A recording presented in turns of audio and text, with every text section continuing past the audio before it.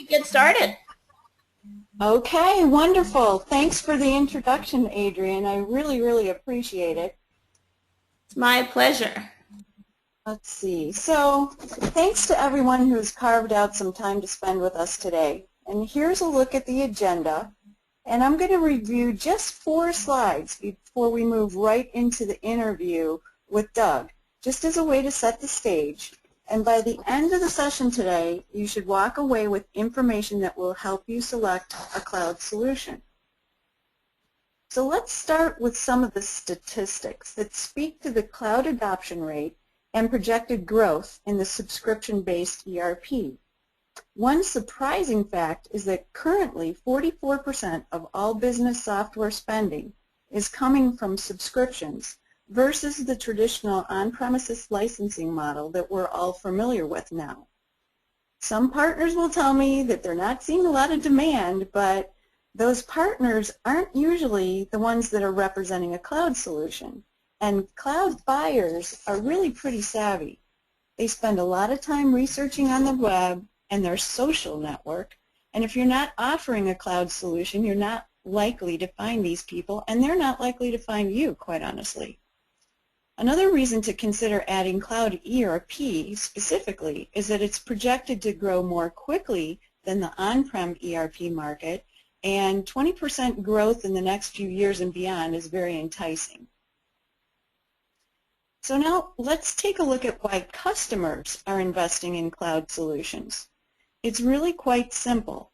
They can lower their overall total costs while offering greater accessibility to their employees, their customers, and their suppliers utilizing portal technology, and they like the ability to access their solutions from literally any browser utilizing any type of device like an iPad or a smartphone, and that can happen at any time and from any place with internet access. And here's some compelling reasons why resellers like yourselves on this call should be interested in selling Cloud ERP solutions. Now these statistics are from IDC, and they show that cloud-oriented partners, and those are partners that have more than 50% of their revenue coming from the cloud, they gain more customers, they grow more quickly, they have higher revenue per employee, and they're more profitable. So now, granted, if you don't have any subscription business right now, it may take a little bit of time to build your subscription base, but the rewards are certainly compelling. And here's one last visual that just serves to illustrate the average profitability of a customer over a 10-year period. As you can see, the perpetual or on-prem license customer is virtually a flat line, that blue line there. The green line represents a blended model, whereas the orange line represents a subscription customer. And it's the subscription or cloud customer who is significantly more valuable over the years, even though their initial investment might be lower. So now, armed with those statistics and those thoughts, I'd like to again welcome Doug Hollenbeck and thank him for his time today so he can share his particular experiences. Now we've divided this top 10 list of things you should consider into 2 different categories, which are product related and program related. So let's start with the product considerations. Now first of all, Doug, you probably had a short list of vendors to consider when you started this whole discovery process. Tell us how you narrowed down the vendor choices to begin with. Sure, Don. Thanks for the introduction too, by the way. You know, really what we wanted to look at were some of the top cloud ERP accounting vendors out there. And quite honestly, we chose, you know, 2 of the leading market leaders, if you will, and then 2 of what we considered the trending market leaders. And you know, we wanted to look at accounting, but way broader than just accounting. We wanted a solution that was going to be comprehensive for the small to mid-size market, and so therefore we were looking at more of you know, a traditional ERP type of functionality where you had not just financials but full distribution suite, manufacturing, e-commerce, that type of stuff, and so that weighed in as far as the choices at the beginning. Well, that makes a lot of sense. So in essence, it's, do you want just straight financials? Do you want a full suite? Do you want best of breed, or do you really want something that has a lot of the things built in, like CRM, distribution, and so forth? So I think, Doug, maybe some of the people in the audience wouldn't mind knowing which of the four you narrowed that down to. Do you mind mentioning who those companies are? Sure. Yeah, I mean, initially, the four that we kind of narrowed it down to look at were, NetSuite and Intact, considered the two leading market leaders. And then what we saw as trending or newer were FinancialForce.com and Acumatica. So those were the four that we chose. Okay, thanks. I bet that's helpful for the audience too. So another thing that must have entered into this decision would be the technology. Now, I know that's a really broad category, but what things did you consider from a technology perspective? Sure. Obviously we wanted something that was, mobile. It was available anywhere in the world on any device, and so something that was very flexible. That's the trend that we know is out there, and that was very important to us. The other thing, really as we kind of started looking at this is, those vendors who truly understood, the cloud and concerns that, SMB or small to mid-sized customers would be concerned with. So like multi-tenant versus flexible cloud offerings, so single tenant and hosted options. And each of the vendors actually had different, either different, they were set in one of those ways or had options there. So anything that was truly a multi-tenant solution really kind of tended to, what we saw was to dictate, the end customers' upgrades, timing on those, and there's a little bit more of the vendor's control, if you will, of customizations on those multi-tenant installs. So we had to look at all that and kind of weigh that. That also brought to light the availability to the customer's data. So as we looked at the four different vendors, you actually had some pretty vast differences in access to the data and changes that needed to take place there. And anything related to the SMB market to us needs to be flexible and customizable. So anything that there was ease of integration and customizations and just access in general to third-party solutions, that was important to us in considering the technology aspects too. So it sounded like you tended towards something that offered more flexible options.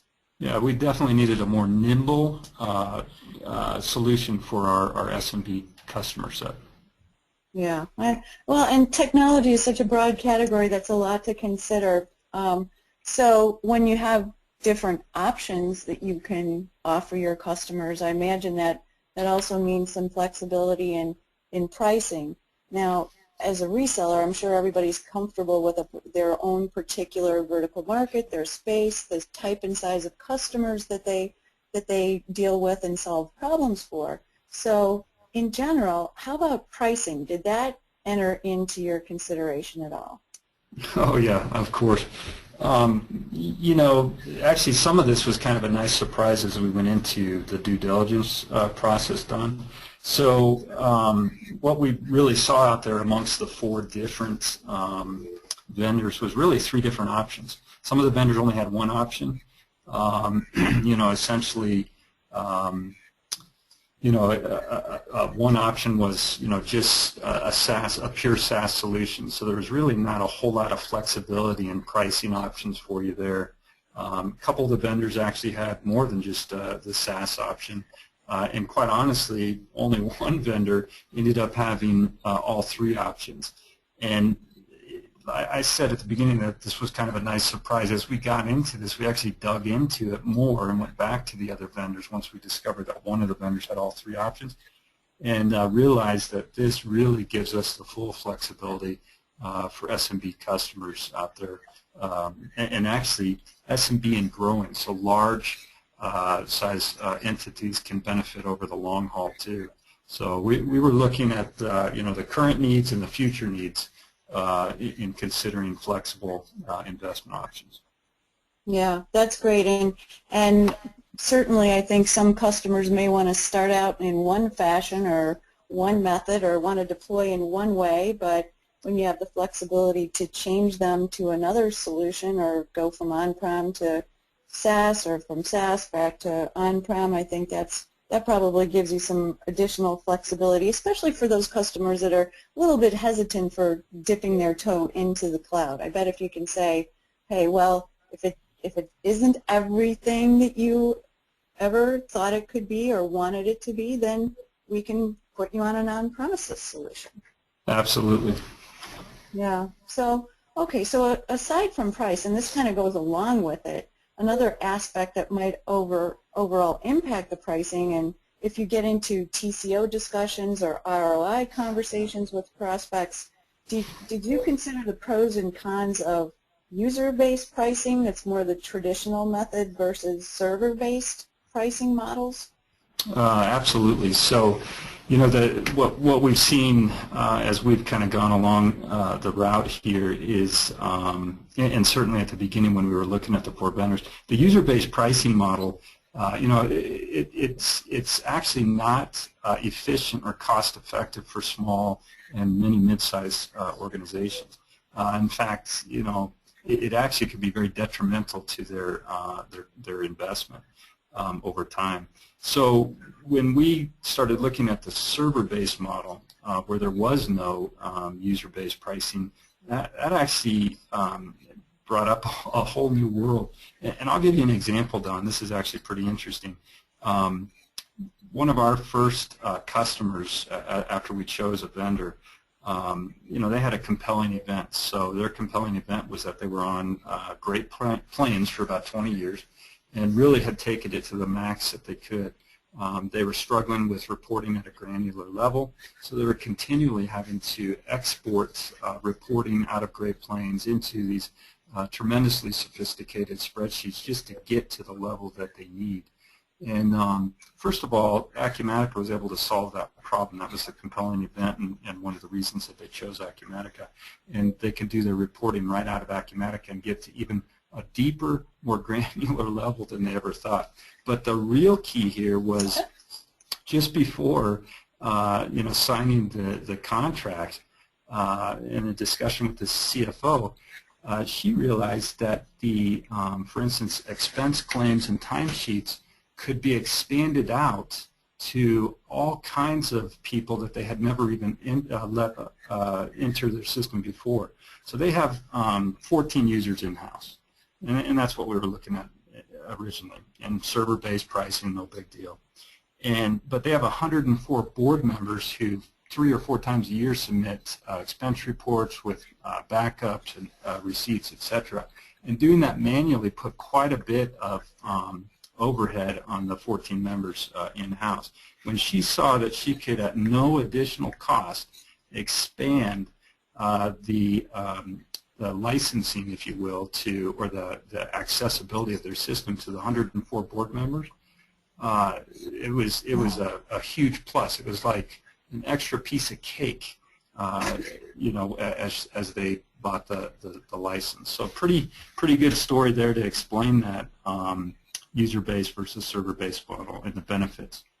Yeah, so something like that could probably have cinched the deal too. It sounds like they were tremendously pleased with that. So a nice little advantage to be able to talk about server-based pricing, and people don't get penalized for adding more users. It doesn't have to cost more. Yeah, that's great.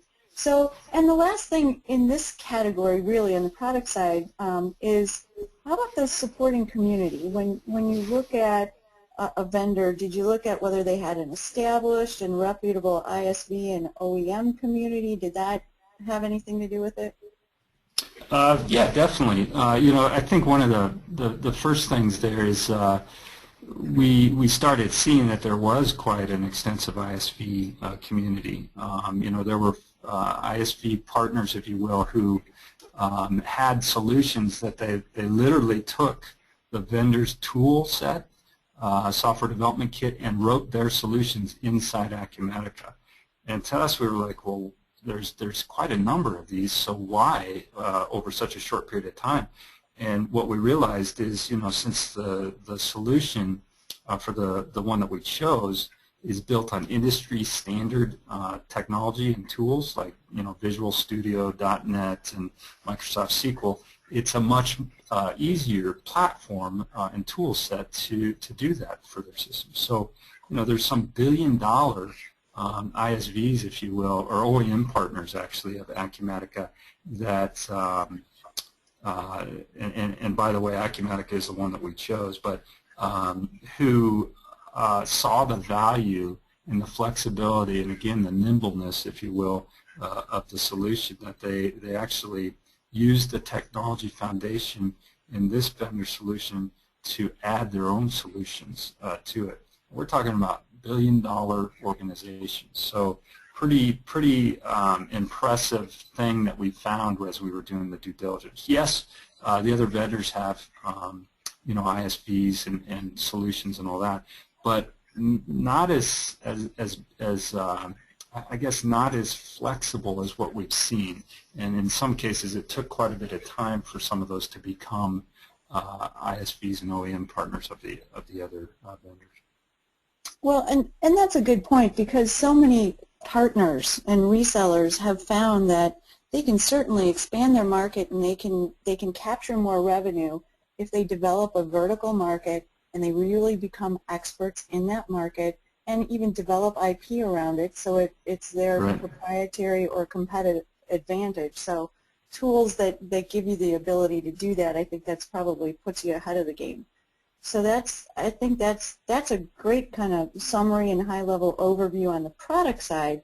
So now what we should probably do is go into some of the vendor or relationship type of things that entered into the decision, and that really anybody on the phone should be considering when selecting a partner and a vendor to work with. So I guess first in this category would be the model. What's the go-to-market model of the vendor? So I know some vendors are direct only, some people have, or some vendors have a blended model, some people, companies have just a channel model. What was your experience here when you started looking into things? Sure, Don. In full disclosure, we tried to go into the due diligence stage very open-minded. Of the 4 vendors that we were looking at, one of them we had a preconceived idea on this particular subject on one of them, and this had a huge impact on our decision-making process. Like you said, some of the vendors actually kind of have a direct in-channel.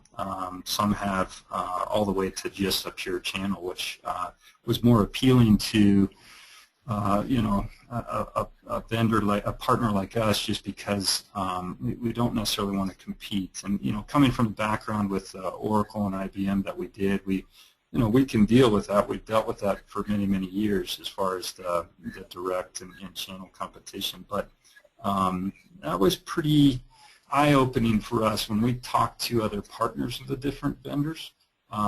There was a consistency on one of them in particular, and in the others, we realized that it existed, but it may not have been as much of an issue. And then on at least one of them that is pure channel-driven, it really isn't an issue.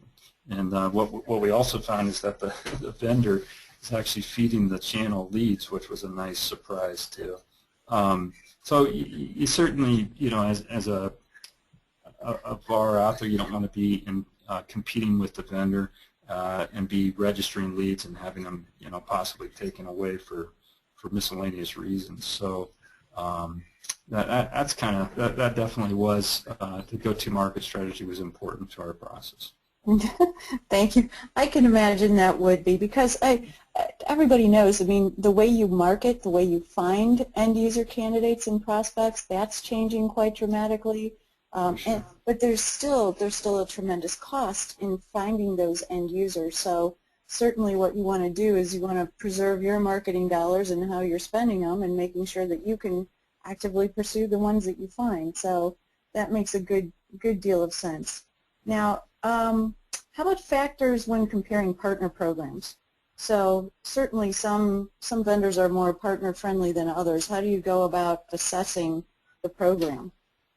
Sure. So in our process, what we did was, as we engaged with each of the vendors and started down the due diligence process, I actually built out a financial business model for each of the vendors based on what we were understanding of the, basically the partner program.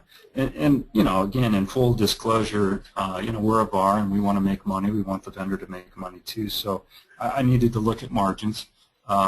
In all honesty, some of the partner programs right away looked actually very appealing. When I built out the financial business models, I was like, shoot, this looks a lot better than this other one.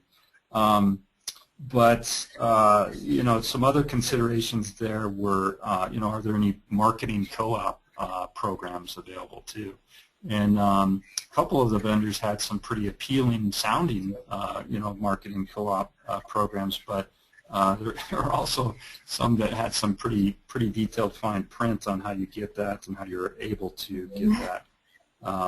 And so, I think some of the partner programs were pretty straightforward and simple and didn't have a whole lot of that fine print and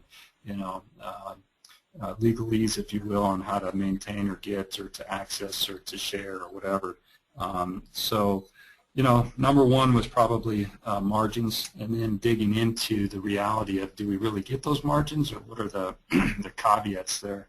And then co-marketing, because lead generation is huge, and being able to go to market and share in some of those costs so that it's mutually beneficial to you as the VAR and to the vendor themselves to make the sale too.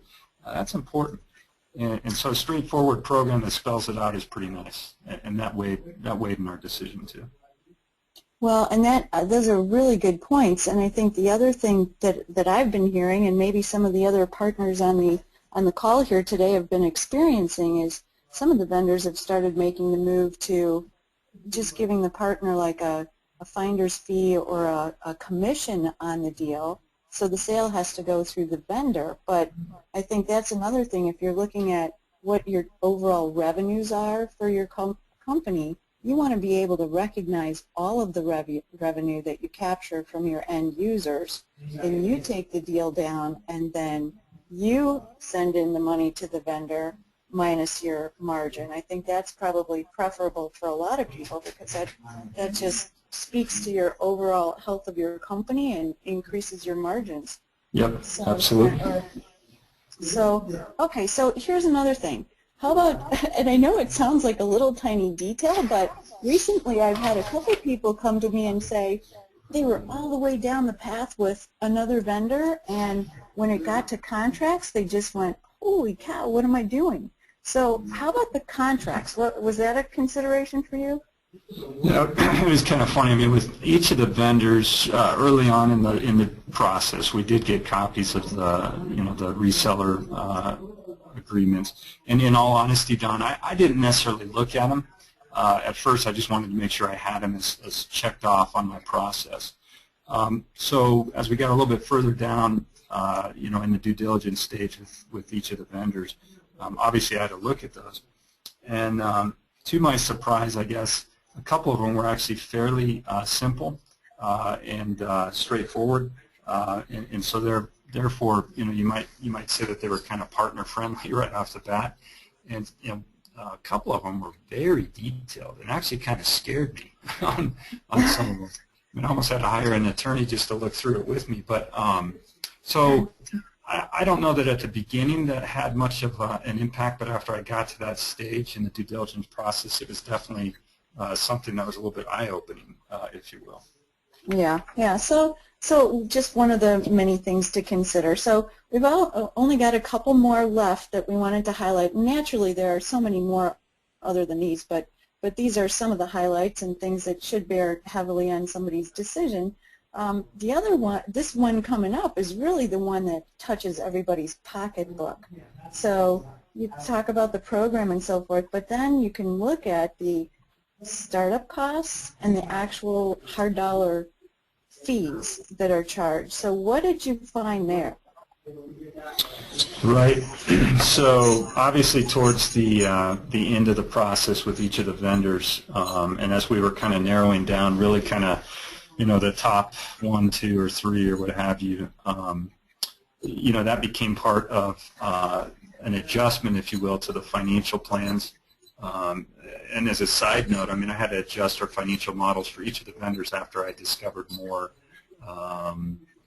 details on the fine print too in their programs. And in fact, one of the models that was very appealing at the beginning and made it look like, well, why wouldn't we go with them?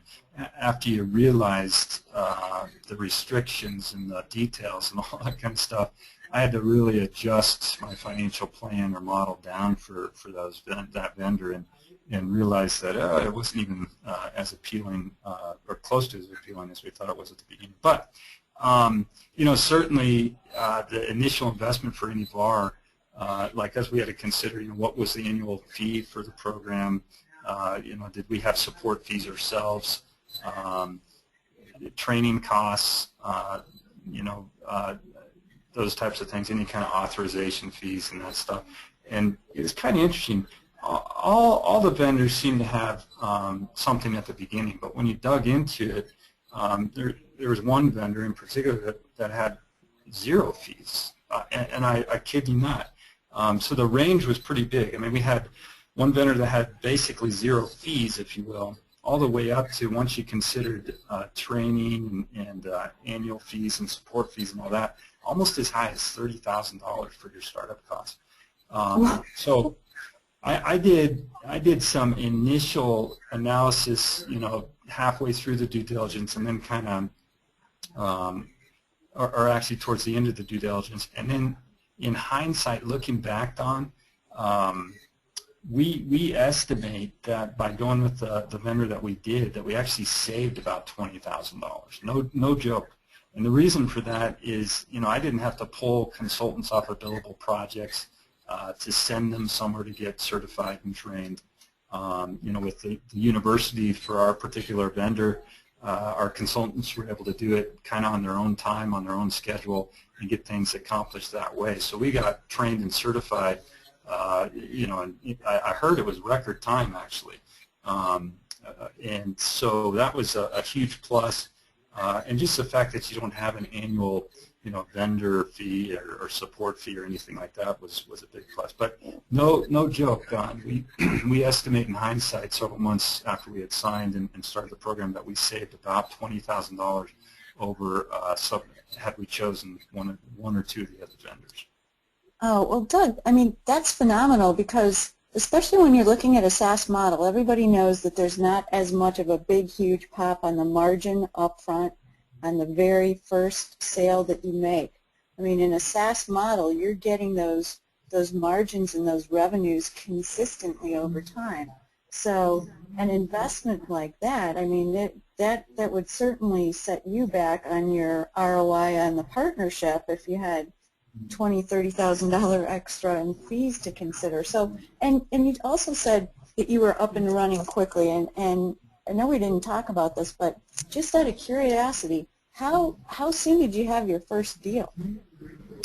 Right, so it was about 45 days after we signed, and it was a neat situation. So we were pretty happy and pretty proud, and I think the vendor was pretty happy too. There you go. All right, and so last but not least, you look at everything from the outside looking in, and as a reseller looking to embrace the cloud and looking to try to make the right decision on the vendor, a lot of things happen beforehand, but once you go through the process and now you're a partner, the important part is how quickly can you get up to speed and enabled and onboarded and so forth. So how did you take a look at what the vendors provide as far as onboarding and enabling before you selected one too? Right. So obviously, we only got to this point, specifically with one vendor. But during the due diligence stage, there was much discussion as far as what kind of resources do we have at our disposal, as far as application support, development support. In all honesty, even though we ended up not really using it. In all honesty, we were concerned with some support on our first one or two sales. We wanted to make sure that, if we got a sale right away, we had the vendor support on that. So those were questions that we talked with, with each of the four vendors for sure. But, when it really gets down to it, you want to make sure that your vendor has basically an onboarding or enablement program, a formalized one, not one that's kind of loose and, where they say, oh yeah, we'll do this. Something that you can actually put your hands on and it's current and relevant, by the way. So we definitely wanted something that included training, a training path for us, something that assisted us in our marketing efforts. Even though we had a pretty detailed marketing plan, something that really kind of helped us to refine our go-to-market strategy, our marketing plan in total. And then, quite honestly, it was the resources. So the resources at your disposal via the application support or the development support, your partner management support. And then as you go through the process, you should have access to these people in the due diligence stage. You shouldn't be introduced to them at the end after you've signed. So that was something that was important to us, just being able to meet the people face-to-face, talk to them, being able to form relationships ahead of time should we sign with that vendor. So that was something that was definitely valuable in the process and made a difference as we went forward. Yeah, that's a really good point, because it's hard to try to assess everything from the outside looking in, but taking the time to do the due diligence as you did, I think everybody on the phone would probably agree. The more that you dig in and the more that you investigate and the more knowledgeable you are going into it, the more likelihood there is of a success and a good match and a fit with the vendor that you choose. So, Doug, I'm sure the audience has learned a lot from listening to your experiences. And since we do have a few minutes, if there are any questions, we could open it up to some Q&A. I think you said you would be open to doing that. So Sure. I think we have probably a couple of questions that have come in through chat, and maybe we can confirm that with Adrian, and she can help us out at this point. Yes, sure. Thank you guys. Great presentation. Adrian? Yes, can you hear me? Hello? Yes. Oh, perfect. Okay. Yes, we can. Awesome. No technical difficulties. I was going to go ahead and launch a poll real quick while we're asking questions. So if I could ask the audience just to answer this quick poll while we have a couple questions, we'll announce. We did receive a question, and I do think you guys did address this earlier on in the presentation. Mike, thank you so much for your question. It looks like you might have joined a little bit late in the session, but Mike wanted to know, Doug, who was on your short list and who you chose? Okay, yeah, so we did choose Acumatica when it came right down to it. Quite honestly, I think the short list boiled down to financialforce.com and Acumatica, two very different, is interesting, two very different models, if you will, even go-to-market strategy, and that really boiled down to the flexibility and, again, the nimbleness of the solution for the customer set that we had and that we were concentrating on. So that made it Acumatica for sure. And are there any other vendors that you didn't consider? Outside of the four, I mean, obviously, we wanted, again, leading leaders in the cloud ERP accounting market or trending, and we really felt like in the end that financialforce.com and Acumatica were definitely trending very strongly. Lots of industry analyst reports and recognitions and all that. We didn't want to look at anything that was something you download online and you get open source code or what have you. So none of the open ERP or any of those types of things where we were looking at was a completely different go-to-market strategy than what we were looking for. We wanted something that truly was, a flexible ERP type solution with broad capabilities and lots of, ISV relationships that were fully integrated and working and proven and all that. So hopefully that answers the question that was out there. And I'm just looking to see if we have any more questions. And Doug, what is your core competency as far as industry expertise? Did you have a particular niche industry that you focus in on that Acumatica specifically applied to? Yeah, and that was actually pretty important to us. So we came from a very strong distribution, wholesale distribution, manufacturing, retail, services, and even ironically nonprofit background. So we definitely didn't want to exclude any of those industries. And what we found is that not only did Acumatica meet and exceed our expectations in those industries, but even gave us some ideas on some new ones that we've struggled with in the past.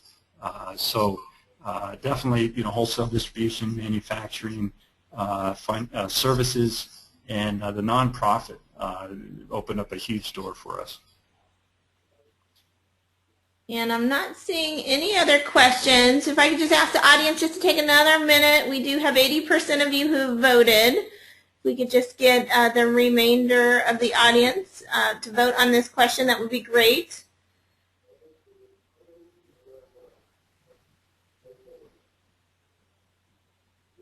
And then while we're wrapping that up, Dawn, did you have anything else that you'd like to close with? Yeah, I did, as a matter of fact. I just wanted to say thanks again to Doug for the candid comments and for your participation today. That really is important. I'm sure the audience got a lot out of what you shared with them. And I also wanted to thank ERP VAR for coordinating the event. And of course, naturally, thanks to the audience for attending and for all the great questions. We'll be happy to answer questions individually. Certainly, we can do that. And I'll display our contact information. So Doug has been gracious in saying that if you have any questions, you can speak directly with him. Of course, I and my counterpart, Dinesh, were also available for questions and happy to answer anything too. So we hope this session was useful to you. And if there aren't any more questions, I'd say to everybody, have a great weekend and thank you all. And Dawn, this might have been covered. There is one more question. When a partner is onboarded, is there? It looks like Denise might be the contact as they move through the process when they become an active partner. Does Denise become the direct contact for them? Oh, well, yeah, let me take a minute to explain that. So actually, Dinesh and I are counterparts. And so what we do is we focus on helping partners like those that are on the phone gain access to all the information about Acumatica, the partner program, the pricing, the positioning, everything that a prospective partner would need to know about Acumatica in order to make the right decision for their company. So once we help partners through that process, what takes place after that is we have a team of people that then engage. So there is a partner account manager. Every new partner and existing partner has a partner account manager assigned to them, and that's basically their go-to partner for just about anything. We also have SE resources, so if you need help qualifying or demoing on your first few opportunities, we have those folks available. We also have people in channel marketing that can help you determine how you may want to spend your co-op dollars, how you get your Acumatica information populated on your website. So we've got marketing folks, and then we also have the support group. There's a whole team of people then to help support and onboard and enable a new partner. And the other thing I think that people find kind of refreshing is that no matter who you are, you can pick up the phone and talk to one of our C-level executives if you'd like. So it's a very open door policy. But thanks for that question. That does help to explain who you would call for what. And how many of those partner account managers do you have?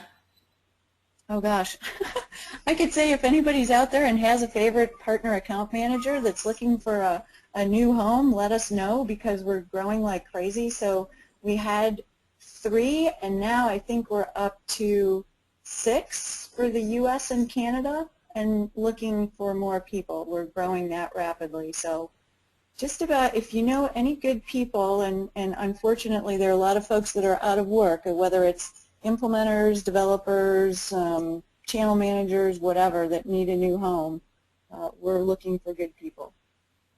And could they contact you, Dawn, in regard to those opportunities as well?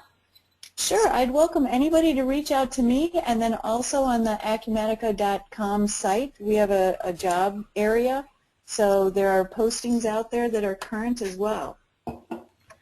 Fantastic. And, you know, the other thing I'll say is our partners are always looking for good people too. So,